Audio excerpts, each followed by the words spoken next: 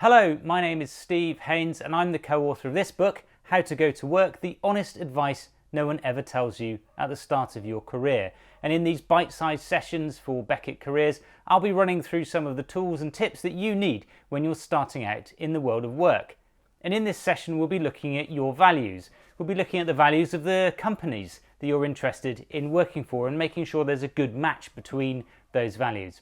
And we'll also be looking at how you can use your values to make really good careers choices. So let's start by looking at you.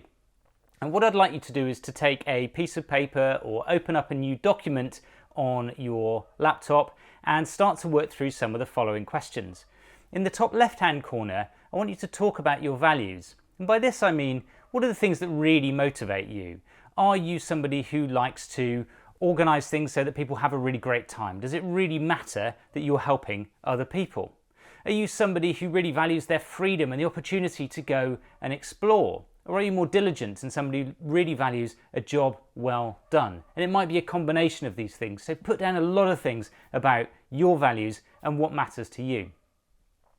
Next, I want you to look a bit at your interests, the things that you find captivate your personal time. Do you like going on adventures to go and explore new places, to see new countries and new cultures? Are you somebody who likes to work in a team? Are you enjoying sports? Or frankly, do you just like having the opportunity to curl up with a good book of an evening and make sure that you have a good, restful and relaxing time? All of these things are the things that I'm interested about your interests and the things that matter to you. Next thing, tell me a bit about your strengths. What are the things that people say about you? When your friends or maybe your tutors talk about the kind of qualities that you have, what are those things? Are you somebody who's very organised? Do you make sure that everything is in the right place at the right time? Are you somebody who is very diligent in delivering their work? Do you like getting into the detail of something? Are you more of a creative ideas kind of person that's always consulted when somebody wants a good second opinion or to think about something new? So write a bit about your strengths, what you're known for and what you know about yourself. In the last section, I want you to then look at your outcomes. Thinking about your career or maybe just life in general, what are the things that you want to achieve? Does a really good work-life balance matter? Do you want to make sure you've got a good time for your family and your friends as well as your work? Are you really focused on achieving a social impact? Are you somebody who wants to make the world a better place? And look at terms of the kind of financial returns that you want from the career that you'd like to pursue. Does that really matter to you too? None of these things have any judgment attached to them. I want to know about who you are. And I know lots of people who've made an enormous amount of money. I've dedicated my career to achieving real outcomes in terms of social impact. And they're all valid, valuable things to say about yourself.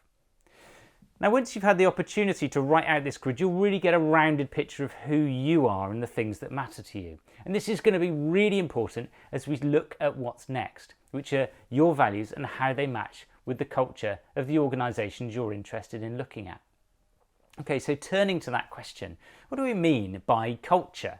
Well, it's a really important part of what forms the nature of a business, the kinds of things that it does, how it expresses itself in the decisions it makes and the way it projects itself into the world. I mean, just think of a few brands that are on your mind at the moment and maybe some of the big campaigns that have sat around those brands and how they've changed over time. Think about the kinds of work environments that you've seen in the work experience that you've had and start to ask some of these questions. I don't mean the kind of football tables or the kind of what's the free in the cafeteria, but actually how they regard their people. Think about the equality and diversity statements you might have seen in some of your research. Think about how the lead members of the organisation, the leadership, the CEO, but also the individual members of staff responsible for different areas of work talk about that organisation. So this is about looking beyond the website and really understanding what's going on in that business. And if you're always wondering, how do I take the temperature of this when I don't have the chance to find out about that firsthand, try looking on LinkedIn or talking to your careers service and you'll find the opportunity to link to some interesting people doing careers in certain sectors. And anybody who's good is always happy to help for that 30-minute coffee. Now start to ask some questions about the kind of business. Maybe let's look at what's the work environment like.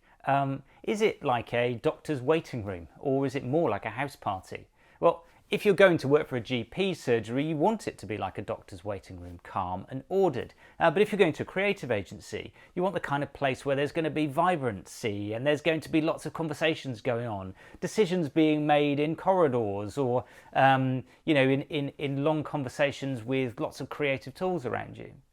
Or maybe it's the kind of place that you have to have very considered decisions. At the start of my career, when I was a civil servant, everything had to be very structured and well thought through. You had to balance political advice alongside economic advice. You needed to get feedback from a lot of people and make sure it was very much involving of those it was for. And so decisions were made in a very deliberative way, around lots of meetings, in structured projects. In fact, we were all trained as project managers, and PowerPoint presentations were given where decision points would be made. Very considered, very different, if you think about that, to lots of other organisations. Think about what's rewarded. Now, in a high-paced tech startup, you're going to have to work long hours, probably. You're going to get rewarded with equity, so a stake in the business, more than perhaps a salary. But the reward is much longer term. You're going to be experimenting with things and doing sprints of developing the tech solution and maybe putting that in the bin later and starting something afresh. It's going to be a very different culture to, say, one of the professions, like a teacher or a lawyer, where there are strict protocols and ways of doing things, expectations, and maybe some of them even written down in codes of practice that you're going to need to respond to. So when you think about the kind of career choices and the kind of things that matter to you, you've got to really think about your match between those two things. You might aspire to be a lawyer, but you need to remember that actually it's long periods of very intensive work and very structured ways of working. Now, I don't want to say a whole profession's any one thing, but broadly, that's the kind of culture that you've got. You might have two competing firms if you're interested in, say, a sales job, and one's very new and experimental and trying new things, and the other one has really developed an intense and thought-through way of doing things with an existing list of clients. Same job, but culturally very different organisations. And what I want you to do is to go back to that initial chart that we looked at and really think through, okay, so these are the things that matter to me, these are the outcomes I want to achieve, and how does that balance with the culture of that organisation? Lots to think about there, and something you're going to really need to develop with lots of the conversations you'll be having. Okay, the third thing we're going to look at is, well, how do you use that to make career choices? And here's a way of working this through which I hope will be helpful. First, I want you to kind of think quite broadly, go back to that original sheet that we looked at where you wrote down your values and your expectations, and think through what really matters to you. What is it that strikes you from those list of things that really matter as those top priorities? Maybe you do like the outdoors, but that's more of a weekend thing. It's not something you want in your career. Actually, having a structured way of working is hugely important to you. Then I want you to write down what that looks like on an average Wednesday. Think about, getting into work first thing. What's the culture of the place that you're going in? What do you feel comfortable with? How does that link to the kind of values?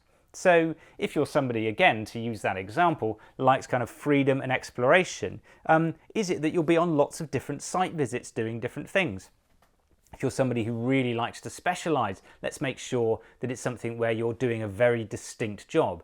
A friend of mine's a cytogeneticist, a very specific, important task that she needs to do every day. Very different from multiple site visits to do different things. But do remember that you're not fixed in one place. If you're working in a lab, for example, it doesn't mean you won't be out occasionally on the ward or presenting at conferences or doing different things. But think how that links between you and your values and the kind of choices you want to make and what that looks like on that average Wednesday morning. Then I want you to talk about the values that expresses. Are you really talking about the kind of freedom to do things or the autonomy or the creativity? What does it feel like when you're there? What are those values that are coming across to you? And then I want you to put them in order. Now, this is tough. Really think through what matters to you more than something else. You've thought through the kind of person you are, kind of place that you want to work, and how those things match together. I want you to really put in priority order what things matter to you. I did this at a midpoint in my career, and I kind of scored all of these different things. Routes that would help me earn more money, routes that were a bit more structured and routes that are a bit more creative. And I found that I wanted to actually develop my career in a way I hadn't realised, which was to go from civil service policy making to kind of campaigns and activism, which I've done ever since. It was a lovely move. I didn't not like what I was doing before, but I was making some really positive choices about how I wanted to change and develop the direction I went in, and use that as an opportunity to go and learn about communications and mobilisation and how to really engage people in the work I was doing. So think about what are your priorities there, and maybe what are the gaps that are missing. And then I want you to write this down in a very neat kind of paragraph and stick it on your fridge or your mirror or somewhere that you look quite often. Somewhere that's personal to you but will constantly be a reminder. And that might seem like a strange thing to do, but I can guarantee, and there's some evidence to show that this really works, that every day, if you're focusing back on what really matters, you'll have the opportunity to find the kind of career path that you want. In fact, I did this many years ago. I met a brilliant person who was just starting out in her career, and she was the executive assistant to one of the directors where I worked. And she liked what she was doing. She was organised, she enjoyed the environment she was working in, but really she wanted to be out on the front lines. And we went through this process and wrote this down in a sticky note and stuck it on a desk next to a computer screen, and saw it every morning, and we had another conversation about it and developed that thinking. Now today she's a humanitarian coordinator working on the front line of some of the world's most challenging conflicts and natural disasters. Very different from being an office assistant, but actually using a lot of the same skills, but much more tapping into her values. One last thought I want to mention is this point about when you see a clash in your values. It will often be the case that things will start to seem unsteady or not the kind of person that you are in the environment you're working in. It might be about the environmental management of a company. It might be about how different colleagues are treated. Now, when you're in the workplace, you have a great opportunity to change that. Remember that you are the workplace at that point. You're the employee able to bring in new initiatives. But where you see a clash between your values and the way that organisation's operating, make sure you're raising that with your line manager, having those sensitive conversations with the human resources department, if indeed there is one, and to have that opportunity to talk it through a bit further. But never feel that you should be somebody other than yourself in work. It's really important to get that alignment there. And maybe if it really isn't working out, it might be a time to go in a different direction. If you'd like to find out more, you've got an extraordinary resource with Beckett Careers. Just go to myhub.leedsbeckett.ac.uk, and there you'll find a wealth of information, advice and guidance. There are skills workshops that you can attend, there are vacancies, there are employer advice sessions, and most of all you've got the opportunity to have those in-depth conversations with the careers consultants. So do take the opportunity to look at all that information, advice and guidance. It will be undoubtedly hugely helpful to you, whatever stage you're at in your career.